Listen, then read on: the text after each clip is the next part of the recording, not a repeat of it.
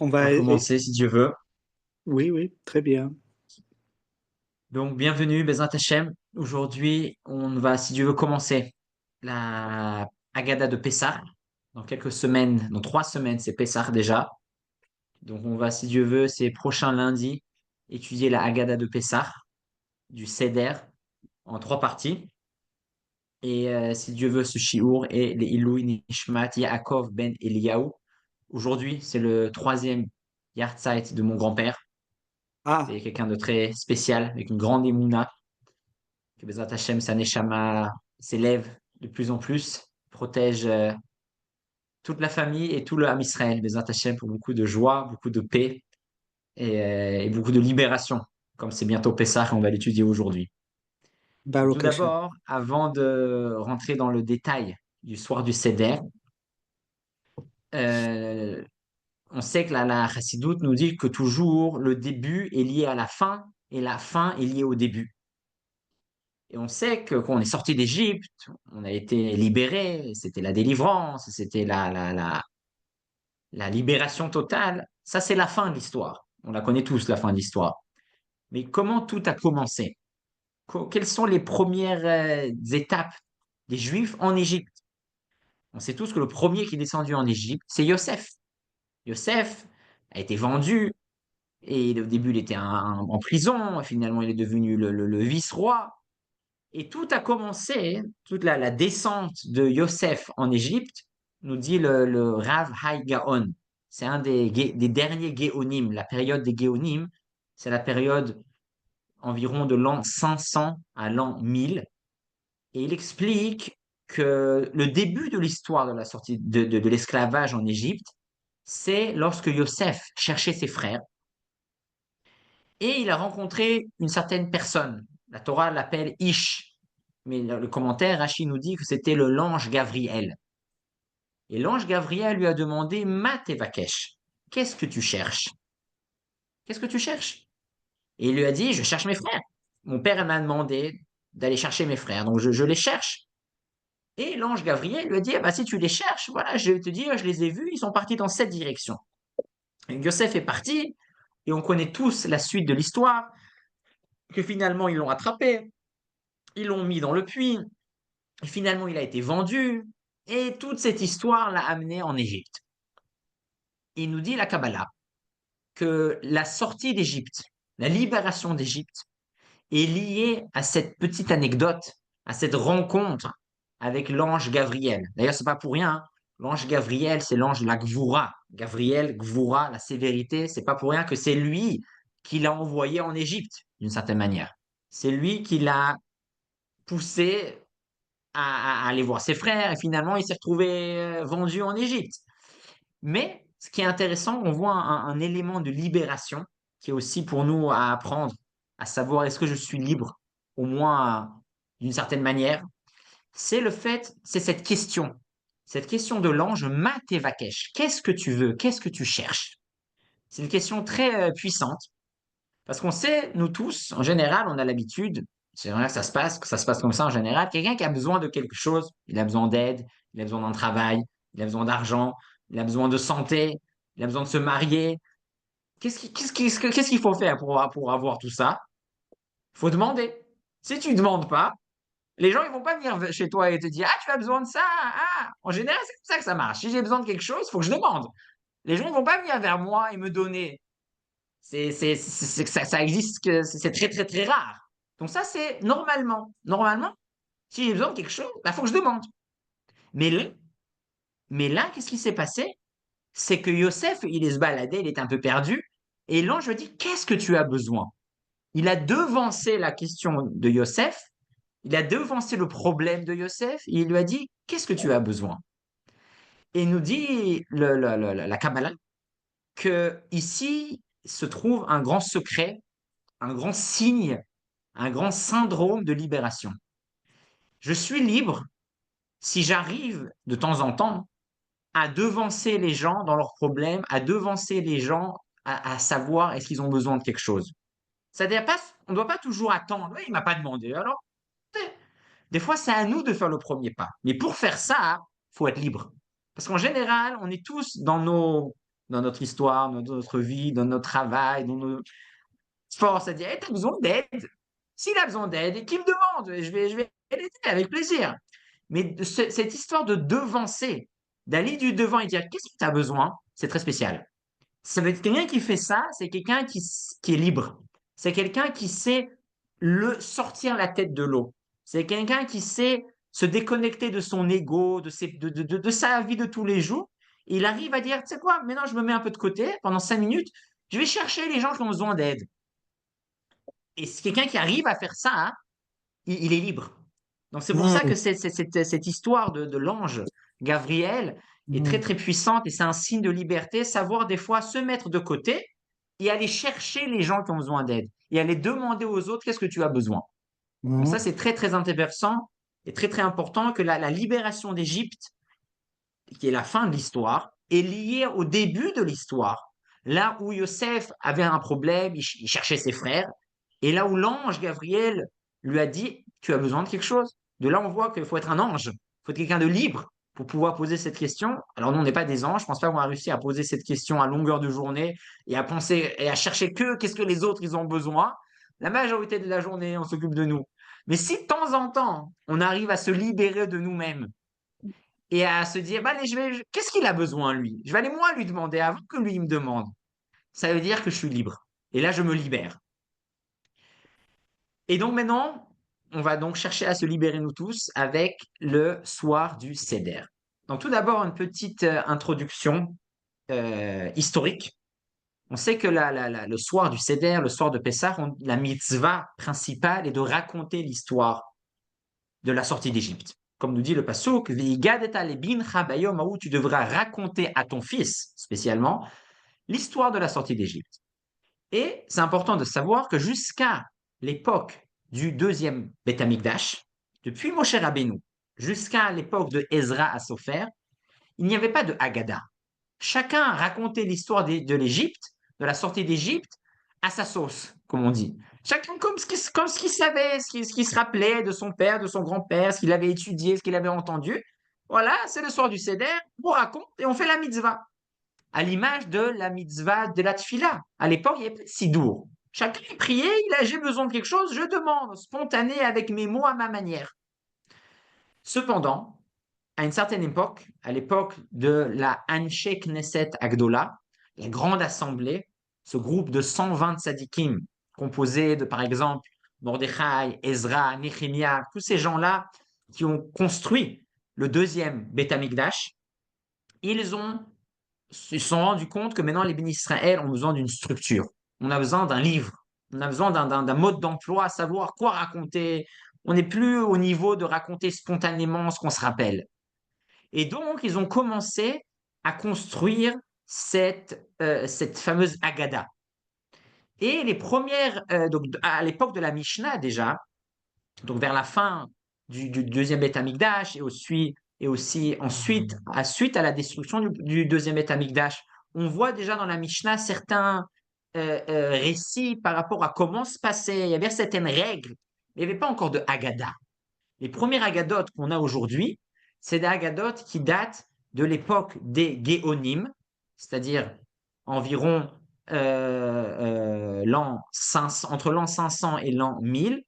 Il y a la Haggadah de Rav Amram Gaon, la Haggadah de Rav Sadia Gaon, et ensuite on a la Haggadah de Rashi, la Haggadah de Rambam, qui sont à partir de l'an 1000. Et jusqu'à aujourd'hui, on a tous notre Haggadah. Donc on voit aujourd'hui, Baruch Hashem, c'est structuré, on ouvre le livre, on lit ce qu'il y a marqué, et c'est comme ça qu'on accomplit la mitzvah. Quelque chose d'intéressant avant de rentrer dans le détail, on voit que le nom de Moshe Rabbeinu n'apparaît pas dans la Haggadah. À part une fois, mais il est cité juste dans un passouk. Mais on ne dit pas Moshe Rabbeinu nous a sortis d'Égypte, Moshe Rabbeinu il a dit ça, il a fait ça, alors que c'est lui qui est quand même le personnage principal de la sortie d'Égypte. Et quand même, combien même, il n'est pas mentionné. Donc une des raisons à cela est le fait que ce soir, le soir de Pessah, c'est pas une soirée historique. Une soirée où on se rappelle de faits, de dates. Voilà, il y a lui qui a fait ça, qui a dit ça. C'est avant tout une soirée spirituelle où chacun doit personnellement sortir d'Égypte, personnellement se libérer de ces barrières, de son Égypte. C'est pour ça, une des raisons pour laquelle Moshe Rabbeinu n'est pas mentionné, parce qu'on n'est pas là pour dire lui il a fait ça, lui il a rencontré ça, et ça s'est passé à cette date-là. On nous raconte des choses, mais l'essentiel est notre personnelle expérience de libération. Donc, on va commencer avec la première étape. La première étape du Seder, et d'ailleurs, c'est important à se rappeler que c'est pas pour rien que le soir de Pessah est appelé le Seder, en hébreu qui signifie l'ordre, les 15 étapes du Seder. Et c'est intéressant que pourquoi on appelle ça cette soirée-là le Seder, l'ordre, car une des choses à se rappeler pour être libre, une des choses à se rappeler importante pour se libérer de nos problèmes et de nos illusions, d'une certaine manière, c'est de savoir qu'il y a un ordre sur Terre. Des fois, on a l'impression de vivre dans la jungle, on a l'impression qu'il n'y a pas de règles, on a l'impression que chacun fait ce qu'il veut, les méchants, ils gagnent, les gentils, ils perdent, c'est le balagan, il n'y a pas de justice, il n'y a pas de vérité. On a l'impression, des fois, que c'est comme ça. On doit savoir que ça, c'est une illusion. La vraie vérité, c'est qu'il y a un ordre. La vérité, il y a un céder. Et quand je sais ça, ça nous libère de cette illusion de croire qu'il n'y a pas de céder, il n'y a pas de justice. On doit savoir à la fin, on comprend des fois la justice, des fois on ne comprend pas la justice, mais n'empêche que oui, il y a un ordre, il y a un céder. Donc la première étape de ce céder est Kadesh, le Kiddush. Le Kiddush donc, du céder est très spécial et différent des autres Kiddush qu'on peut faire chaque Shabbat ou les autres jours de fête. Premièrement, dans le fait que chacun doit faire son Kiddush. C'est pas comme Shabbat. Shabbat, on écoute le Rav ou le père ou le maître de maison. Non. Le soir de Pessah, chacun doit prendre son verre, chacun doit avoir un verre de vin et chacun doit lire le texte du Kiddush. Première chose. Deuxième chose qui est unique au Kiddush de Pessah et différent d'un Kiddush habituel, comme le Kiddush de chaque Shabbat, c'est dans le fait qu'il faut attendre la tombée de la nuit. On ne peut pas faire le Kiddush quand il fait encore jour. On ne peut pas faire rentrer Pessah plus tôt. On doit attendre la sortie des étoiles, on doit attendre la nuit, même si c'est tard. Et c'est compliqué parce que ça nous fait finir tard et on est fatigué, tout le monde est fatigué, mais c'est comme ça. On doit attendre la nuit et c'est là qu'on peut commencer le Kiddush.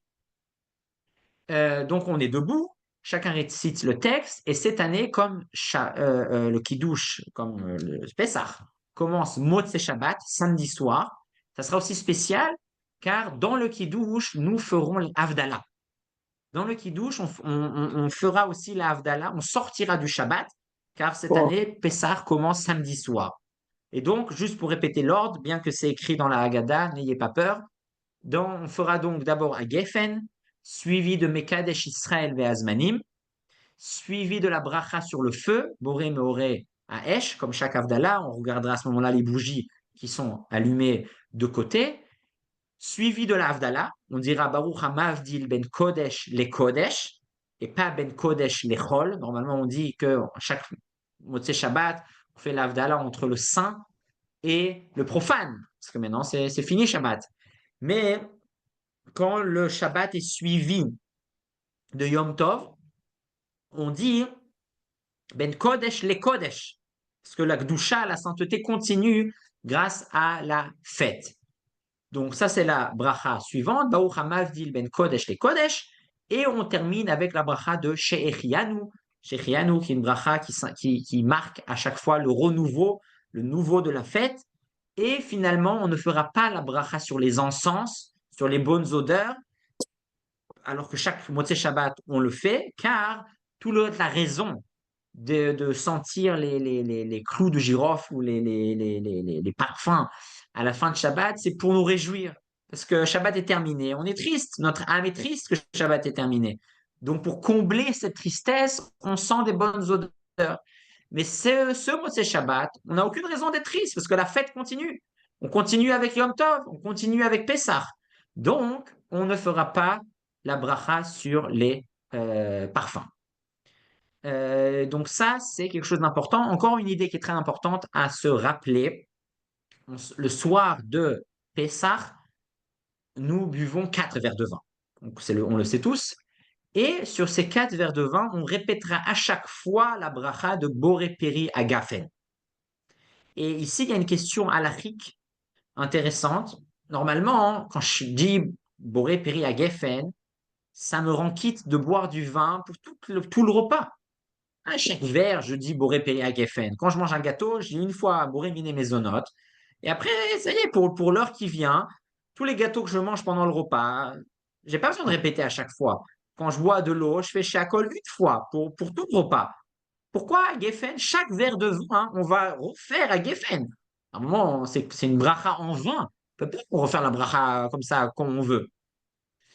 Un des commentaires de la halacha, Shibbolé Aleket, un des tzaddik qui a vécu il y a 700 ans, Rabbi Tzidkiya ben Avraham, explique que la bracha de Boré Piri à Geffen, le soir de Pessah, a un statut spécial et pas habituel. On a l'habitude de croire et que Boré Peri à Geffen, c'est une bracha comme toutes les autres brachot sur des aliments. Il y a Sheakol, il y a Mezonot, il y a Adama, il y a Geffen sur le vin. Cet avis dit qu'à Geffen, le soir du Seder, c'est pas juste une bracha sur quelque chose qu'on va profiter. Parce qu'à ce moment-là, en effet, il n'y a aucune raison de la répéter. Si je dis une fois, ça suffit. Mais Boré Peria Geffen, le soir de Pessah, c'est une bracha de mitzvah. Par exemple, il y a d'autres brachot de mitzvah qu'on connaît, par exemple, l'ishmoa kol shofar. On fait une bracha qu'on va entendre le shofar. Al achilat matzah. On fait une bracha qu'on va manger la matzah. L'ishmoa megillah. On fait la bracha qu'on va écouter la megillah. Et pareil, les 4 verres de vin sont 4 mitzvot. Donc, pour chaque verre de vin, on fait Boré Peria Geffen. Mais aussi, on ne fait pas une bracha sur le vin. Le vin, ça suffit une fois, c'est vrai. Mais ici, on parle de 4 mitzvot. Chaque verre, c'est une mitzvah. Donc, chaque verre, il a sa propre bracha de Boré Peria Geffen. Et ici, il ne s'agit pas d'une répétition. Parce qu'ici, il ne s'agit pas d'une bracha sur un profit. Parce qu'à ce moment-là, une fois, ça aurait suffi de le faire. Ici, il s'agit d'une bracha de mitzvah. Et comme chaque verre est une mitzvah, donc chaque verre a sa Ah, bracha. hmm. Donc ça, c'est important. On va répéter Boré Peria Geffen 4 fois durant le soir du Seder. Donc ça, c'est la première étape, l'étape du Kiddush. On passe à la deuxième étape. Urchatz. Urchatz, on se lave les mains. Cette fois-ci, pas comme d'habitude, avant de manger du pain ou de la matzah, on se lavera les mains 1, 2, 3, 1, 2, 3, mais sans bénédiction, sans bracha, car tout le but de ce lavage de mains est une préparation à l'étape suivante, qui est l'étape du karpas. Là, on va manger le légume, soit, d'après certaines coutumes, l'oignon, soit la pomme de terre, dans l'eau salée. Et il y a une halakha qui est valable toute l'année, que lorsque je mange un aliment mouillé, je dois me laver les mains avant. Même si pendant que je mange une pomme qui est mouillée, si je la sèche pas, je dois me laver les mains avant. Je dois faire 1, 2, 3, 1, 2, 3. Car quelque chose qui est mouillé, l'eau est un conducteur d'impureté. Et Ah, donc, si je me lave pas les mains avant, et que j'ai les mains sales, ou que j'ai les mains impures, la pomme ou l'aliment va recevoir l'impureté de mes mains. Donc, comme dans l'étape suivante, on va manger le légume, l'oignon mouillé, on doit avant cela se laver les mains. Mais par contre, on ne fait pas de bracha. Il ne s'agit pas ici de se laver les mains comme lorsqu'on se lave les mains avant de manger du pain. Donc, on fera la Netilat Yadayim, on se lave les mains, mais sans bénédiction.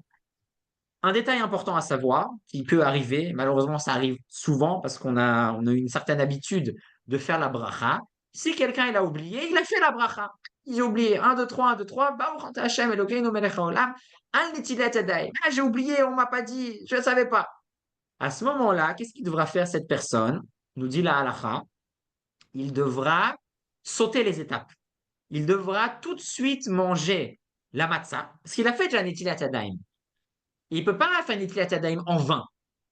Donc, il doit, suite à s'être lavé les mains, 1, 2, 3, 1, 2, 3, il va sauter. Normalement, on mange la matzah plus tard dans la soirée du Seder. Mais comme lui, il a, par erreur, déjà fait la bracha, il devra faire Amotzi lechem min haaretz, al achilat matzah, et ensuite, il retournera au karpas.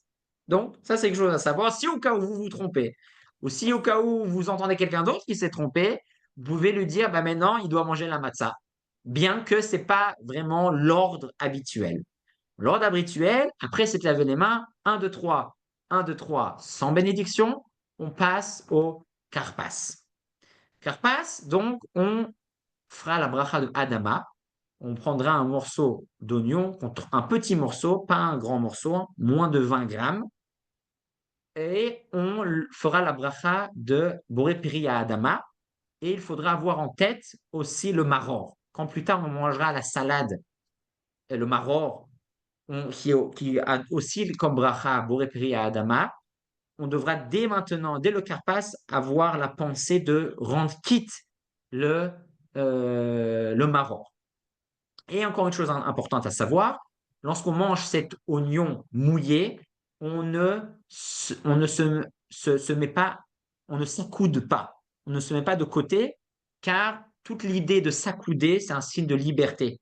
C'est un signe qu'on est comme des rois et qu'on est libre.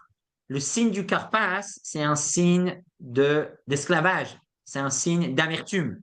Donc on ne va pas manger l'oignon mouillé, amer avec l'eau salée en étant affalé ou en étant accoudé. Ça ne va pas ensemble. On va voir d'ailleurs dans le sort du Seder, il y a certains moments qui sont vraiment symboles de liberté, il y en a beaucoup, mais aussi certains moments qui sont des symboles d'esclavage. Et donc quand c'est un symbole d'esclavage, c'est un symbole d'esclavage et on ne va pas s'accouder. Donc on a passé déjà les 3 premières étapes, qui douche, on s'est lavé les mains, urchatz, et on a mangé l'oignon dans l'eau salée. Et on passe maintenant à l'étape numéro 4, yachatz. Yachatz, on va couper la matzah du milieu en 2 parties. La grande partie est mise de côté, c'est celle qu'on mangera à la fin du seder en tant qu'afikoman. Et la petite partie, qui est symbole de pain pauvre, petit, est celle qui va rester devant nous pour raconter le récit, l'histoire de la sortie d'Égypte. Et d'ailleurs, la coutume Chabad est plus tard de ne pas dire aux enfants de chercher la ficomane. La ficomane tout simplement mise de côté et à la fin du repas, à la fin de la soirée, on mangera cette afikoman.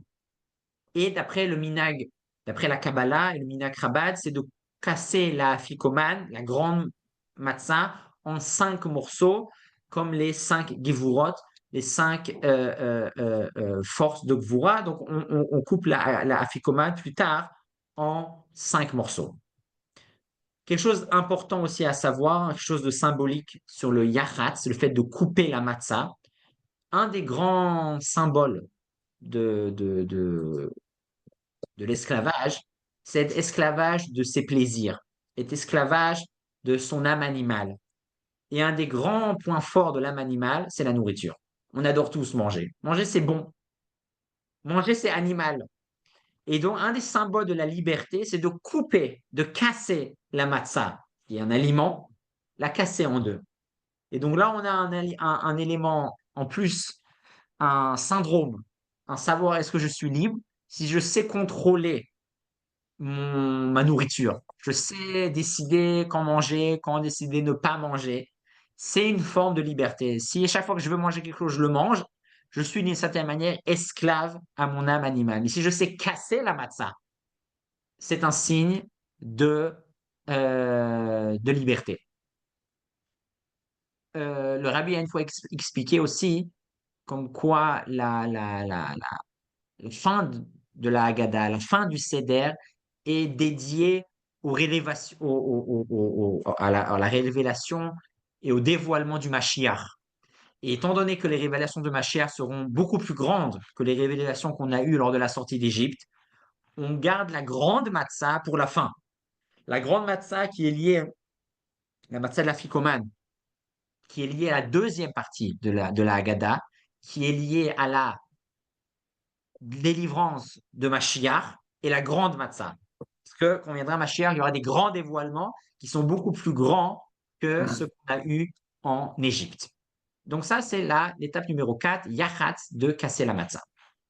Et on passe à l'étape numéro 5, la grande étape du Magid. Magid est le récit. On récite la Haggadah, l'essentiel, l'histoire de la sortie d'Égypte. Avant de réciter l'histoire de la sortie d'Égypte, on doit remplir la deuxième coupe, le deuxième verre de vin. On n'a pas besoin de re-rincer, tout simplement on remplit la coupe qui a déjà été bue suite au kiddush et on commence à lire le texte. Le premier texte qu'on lit est un texte en araméen, le fameux texte He lachma anya diachalu avatana be'arat Mitzrayim, ainsi ceci est le pain qu'ont mangé nos pères en terre d'Égypte. Kol dirfin yete v'yechol, tout celui qui a besoin qu'il vienne. Kol ditzrir v'yefsar, tout celui qui a besoin vienne célébrer avec nous Pessah. Cette année ici, l'année prochaine en terre d'Israël, cette année encore esclave, l'année prochaine libre. Plusieurs points intéressants par rapport à ce texte. Premièrement, lorsque l'on invite tout le monde, on dit tout celui qui vient, peu importe, sans invitation, vient. C'est le symbole du chesed, de la bonté gratuite. Parce que de la même manière qu'Hachem nous a libérés aussi avec une bonté gratuite, sans attente, on ne méritait pas forcément de sortir d'Égypte. Hachem n'a pas regardé, il mérite pas, ils m'ont payé, ils m'ont pas payé. Parce que c'est comme ça qu'on est sorti d'Égypte et c'est comme ça qu'on sortira aussi d'Égypte en faisant, peut-être pas tout le temps parce qu'on n'est pas au niveau, on n'est pas des tzadikim, mais de temps en temps faire des choses gratuitement, faire des choses sans attente, il mérite pas. Tout celui qui vient, peu importe qui c'est, il mérite pas, je l'invite. Ça, c'est un élément spécial par rapport à la sortie d'Égypte. Une autre chose qui est importante, le fait d'inviter quelqu'un, c'est le fait de dire que on peut pas sortir, on peut pas se libérer tout seul. Quelqu'un il dit ah, quelqu'un me demandé est-ce que c'est bon si je veux faire le Pessar tout seul. Les CEDER communautaires, il y a trop de monde. Tout seul, me fais ma Haggadah. Faire tout seul, après la halakha, c'est pas interdit, mais c'est pas l'esprit. On peut pas se libérer en étant tout seul. Quand je suis tout seul, alors des fois, c'est bien d'être tout seul. Personne me dit non, personne me contredit. Je suis à l'aise. Non, être tout seul, on n'est pas libre. C'est seulement en étant au minimum à deux, avec quelqu'un d'autre qui va des fois me contredire, qui va des fois pas être d'accord avec moi, je vais devoir me prouver. C'est là qu'il y a une libération. Je suis libre uniquement lorsqu'il y a une sorte de conflit, lorsqu'il y a quelqu'un en face de moi. C'est pour ça qu'on dit, on dit vraiment, venez, venez, je veux pas être tout seul. Parce que la liberté, on ne peut pas être libre en étant tout seul. Donc ça, c'est très, très important à retenir. Un autre élément aussi intéressant, on sait qu'à l'époque du Beth Amikdash, lorsqu'on faisait le Korban Pessah, le sacrifice de Pessah, on devait à l'avance s'inscrire et dire, voilà, moi, je fais partie de cette famille, de cette équipe pour manger le Korban Pessah le soir du Seder. Et on ne pouvait pas, d'une manière spontanée, le soir du Seder, aller manger chez quelqu'un. Parce qu'on n'avait pas été inscrit à l'avance lorsqu'on faisait la shrita du Korban Pessah.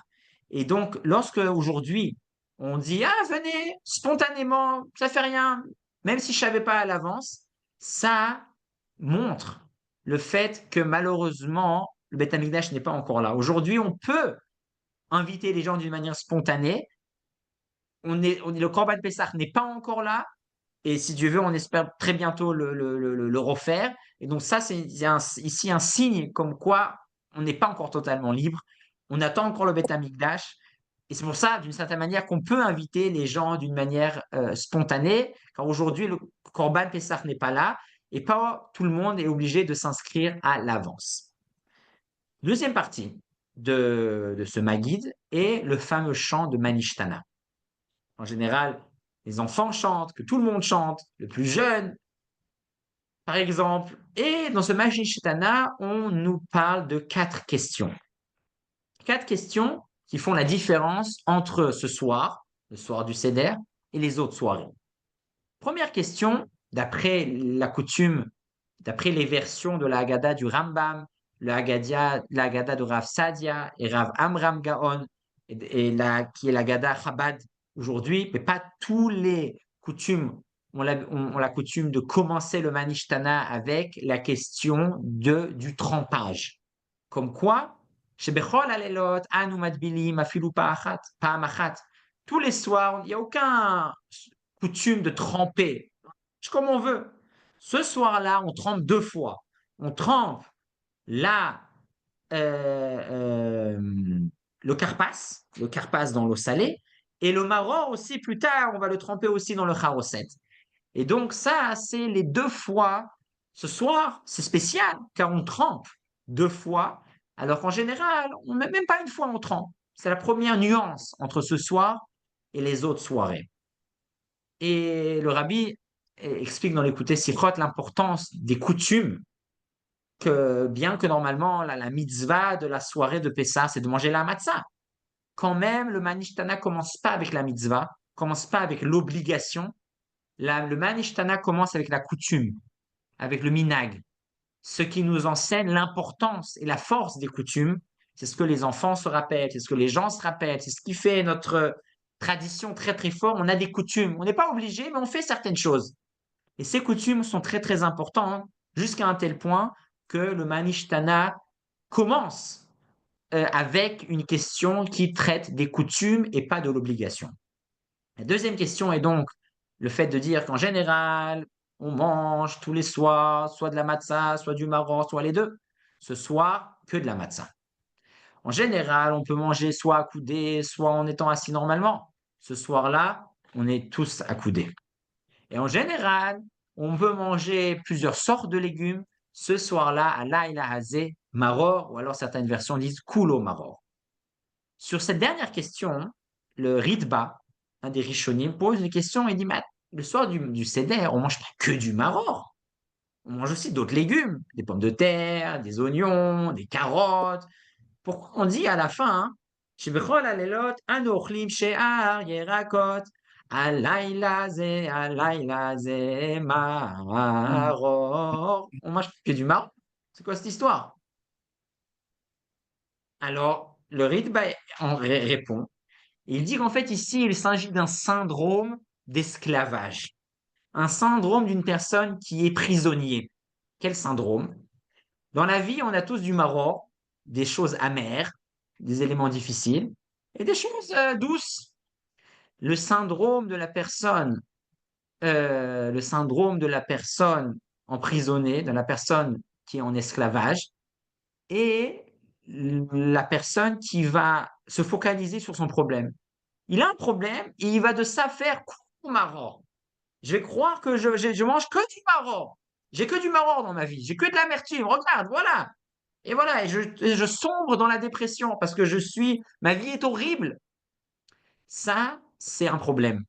Ça s'appelle être esclave. Et donc, nous propose la chassidoute très très souvent, être libre, c'est une question de perspective. C'est vrai qu'il y a des problèmes, c'est vrai qu'il y a des choses à régler, mais il faut tout d'abord voir comment. Il n'y a pas que du maror. Première étape. Première étape à savoir qu'à part le maror, il y a des choses douces. Bon, au Hachem, on a plein de choses douces. Je pense que la majorité de notre vie, elle est douce. C'est vrai que certains pourcentages sont amers, et même ce qui est amer, c'est à voir. Même ce qui est amer, il faut savoir comment le voir et comment le prendre et comment l'analyser et comment le digérer. Et sur ce qu'on va voir, quatre points intéressants. C'est comme ça qu'on va terminer le cours pour cette première partie de la Haggadah. 4 points intéressants où on voit comment la Torah nous propose de changer notre perspective, de voir notre vie par kulo maror. Premièrement, on lit tous les jours dans la Tfila, Teka beshofa gadol echeruteinu, vesanes vekabes galoyotenu. Hachem fait retentir la voix du chauffard pour notre libération. Quand Mashiach viendra, le chauffard retentira et fait relever le mât. Le mât, c'est ce bâton avec le drapeau qui va rassembler tous les tous les exilés pour nous amener à la délivrance. C'est une des brachas qu'on lit dans la Hamida, une des brachot qui demande à Hachem d'amener la délivrance finale, d'amener Mashiach. On demande à Hachem, fais sonner le chauffard et monte le drapeau pour qu'on se rassemble tous. Les commentaires expliquent ici, c'est pas pour rien que deux sens sont mis en valeur. Le sens de l'ouïe, Hachem fait retentir le son du chauffard, et met le drapeau, qui est la vision. Car se libérer, arriver à la délivrance, arriver à la Géoula, c'est travailler sur ce qu'on entend et sur ce qu'on voit. C'est-à-dire pas s'arrêter. Ah, j'ai entendu que c'est mal, c'est mal. J'ai vu quelque chose de mal, c'est quelque chose de mal. J'ai entendu quelque chose de mal sur lui, il m'a dit quelque chose de mal. Il m'a insulté, il est mal. J'ai vu quelque chose de mauvais. Mes yeux, ils me traduisent, c'est mal, il est méchant. Alors voilà, je m'arrête à là. La Géoula, c'est savoir travailler sur ça. C'est savoir travailler sur ce qu'on entend et pas s'arrêter au sens simple. Et pas s'arrêter au sens simple aussi de ce qu'on voit. Par exemple, une histoire intéressante avec le Rabbi Rayatz, qui avait écrit une lettre à quelqu'un qui était à l'époque un chassid, mais aujourd'hui avait tout lâché. Il n'avait plus une vie vraiment liée à la Torah et à la mitzvot. Et quand il écrit sa lettre, le Rabbi Rayatz, le beau-père du Rabbi Yosef Yitzhak, il écrit: cher chassid, personne qui craint Hachem, honorable, élevé. Il lui écrit cette lettre. Les gens, quand ils ont entendu la manière comment le Rabbi Rayatz définit cette personne, ils ont dit, mais c'est un mensonge, c'est pas vrai, tu rigoles ou quoi? Cette personne, il fait plus rien, il fait même pas Shabbat. Qu'est-ce que tu dis, la personne facile et qui craint Dieu, honorable? Oh, tu exagères. Le Rabbi Rayatz a dit, je vais vous dire pourquoi. Le Rambam dit que chaque juif, il veut accomplir la volonté d'Hachem. Au fond de lui, il veut. Mais il a un Yetzer Hara, il a un mauvais penchant. Et on sait de la même manière qu'à la fin des temps, tout le monde fera tchouva. Donc moi, quand je parle à cette personne, je ne parle pas en fonction de qu'est-ce qu'il est aujourd'hui. Je ne parle pas en fonction de qu'est-ce qu'il fait aujourd'hui. Moi, je vois loin. Moi, je vois qu'à la fin, il va faire tchouva. À la fin, il va être bien. À la fin, tout le monde va être bien. Donc voilà, moi je vois les choses à long terme. Et ça, c'est une liberté. C'est être libre de pas être esclave de ce qu'on voit aujourd'hui, maintenant, à l'instant Mm. d'aujourd'hui. Mm. Une autre histoire qui reflète cette idée-là intéressante, à faire attention à pas juger trop vite. On est des spécialistes pour ça, on adore juger vite ce qui se passe. C'est une histoire avec une personne, un père dont sa femme était enceinte et elle devait accoucher, mais elle avait des problèmes de santé, il y avait un danger de vie pour la maman, pour le bébé. Donc il était chez un certain tzaddik, je ne me rappelle plus du nom, malheureusement. Et ce tzaddik lui a dit, si tu veux une bracha, avec plaisir, je peux te bénir, mais il faut que tu donnes un pidyon, hein, il faut que tu donnes la tzedaka, 10 000 roubles. Et à cette époque, 10 000 roubles, c'était une somme énorme, mais ce chassid n'était pas riche. Il a dit, mais j'ai pour arriver à ça, je dois vendre tout ce que j'ai, je suis même pas sûr que je vais y arriver.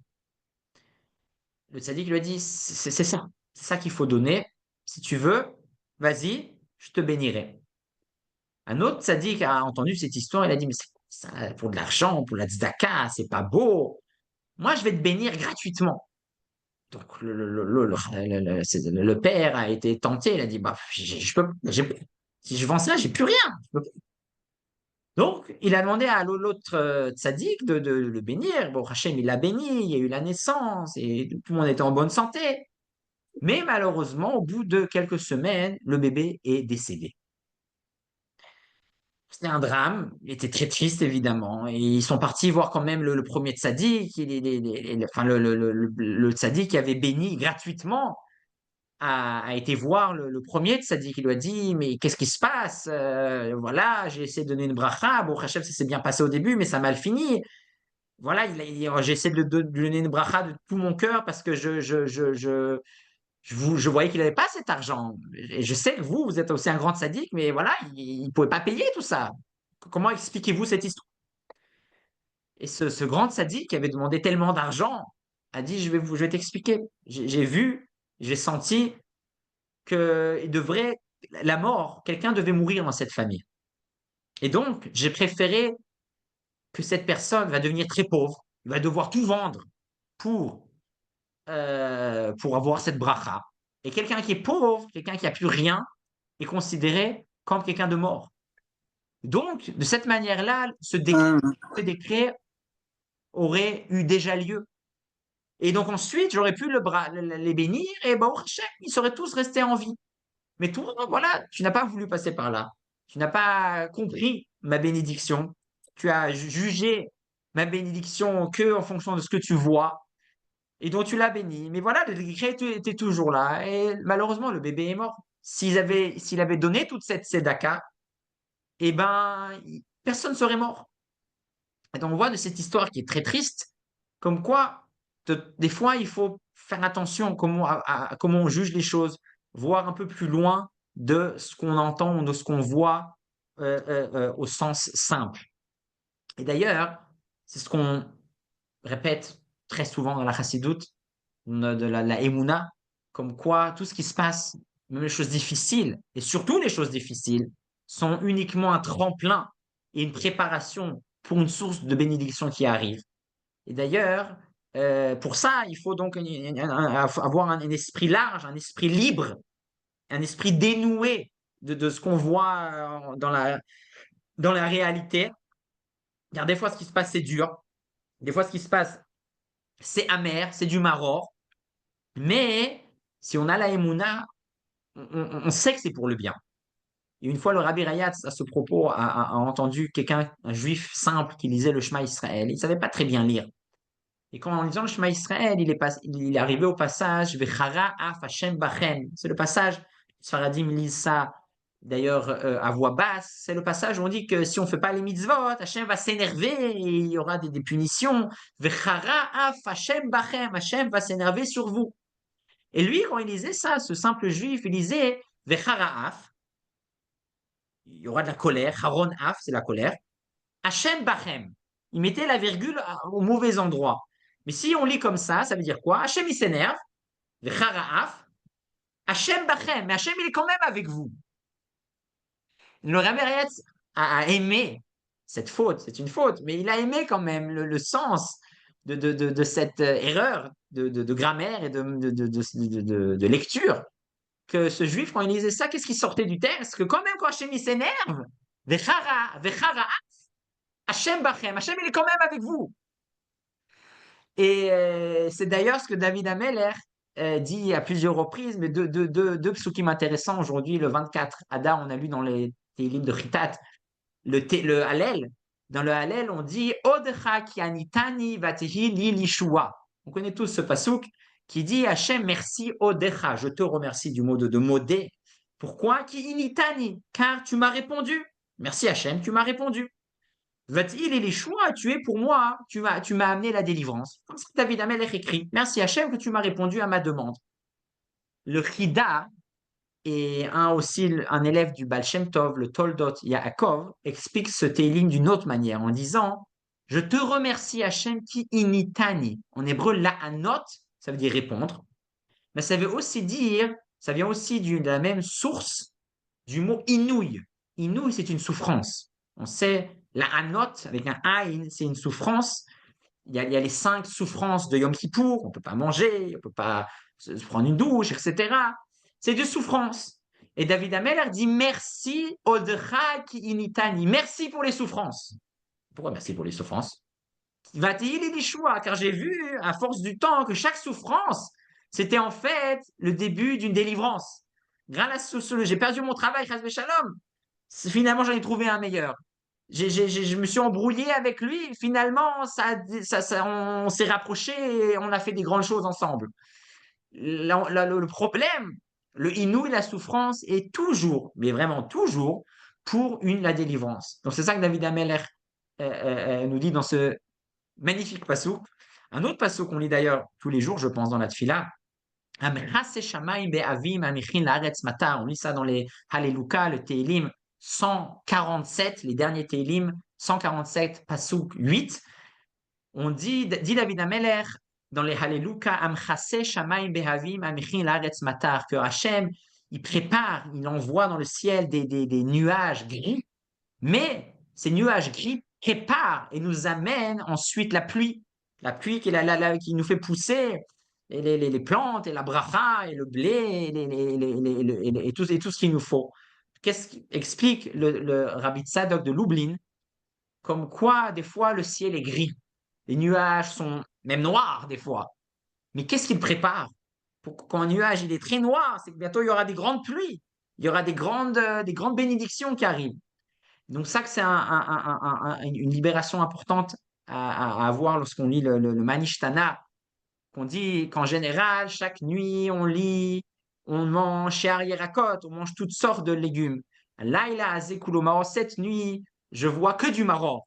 Et donc ça, c'est un syndrome de prisonnier, de voir que du maror de partout. Si on est libre, on sait voir loin, on sait voir d'une manière plus profonde et savoir que même le maror, premièrement, on n'a pas que du maror dans notre vie. Et même le maror qu'on a est une source de bénédiction. Donc on va vite voir les points qu'on a étudiés aujourd'hui. Premièrement, la source de la descente de Yosef en Égypte et le fait que l'ange Gabriel lui a demandé: que veux-tu? Pareil pour nous, être libre, c'est savoir s'oublier un peu et demander à l'autre, devancer l'autre, qu'est-ce que tu as besoin. C'est très, très dur à faire. Il faut vraiment être calme et pas avoir de soucis pour faire ça. En général, on a tellement de problèmes, déjà qu'on règle nos problèmes avant de demander aux autres quels problèmes ils ont. Mais c'est ça être libre. Être libre, c'est tout simplement, voilà, maintenant je vais prendre moi je m'oublie, qu'est-ce que tu as besoin? Ça, c'est une grande, grande libération. On a vu l'évolution de la Haggadah au fil des temps. À l'époque, c'était très ouvert d'une certaine manière. Plus tard, les Chachamim ont instauré une structure jusqu'à les Haggadot qu'on a eues, d'abord par les Géonim, suivant de Rashi, Rambam. On a vu les premières étapes du Kiddush Kadesh. Cette année, on fera la Havdalah dans le Kadesh, important à savoir. Chacun doit faire le Kiddush, une bracha de Hagefen pour chaque verre. On a vu Urchatz ensuite, on se lave les mains sans bénédiction pour préparer l'étape suivante du Karpas, l'étape où on mange l'oignon dans l'eau salée. Et donc, comme cet oignon est mouillé, on doit se laver les mains pour être sûr que nos mains sont pures, pour ne pas rendre impur l'oignon qui est mouillé, car chaque chose qui est mouillée peut contracter, peut accepter l'impureté. Yachatz, on casse la matzah en deux. Être libre, c'est savoir contrôler sa nourriture, c'est savoir casser la matzah. Et Maguide, on commence à raconter l'histoire de la Haggadah, Halachmania. On invite tout le monde. Être libre, ça peut pas, c'est pas en étant tout seul. On doit avoir le conflit, on doit chercher la chavruta, on doit chercher l'autre. Et ce qui nous aidera à être libre. Le Manishtana, on commence avec le Manishtana, les questions par rapport aux coutumes, par rapport au maror, et se rappeler avoir la bonne perspective, voir les choses en profondeur, voir les choses loin pour être quelqu'un de libre. J'espère que c'était clair. Youssef.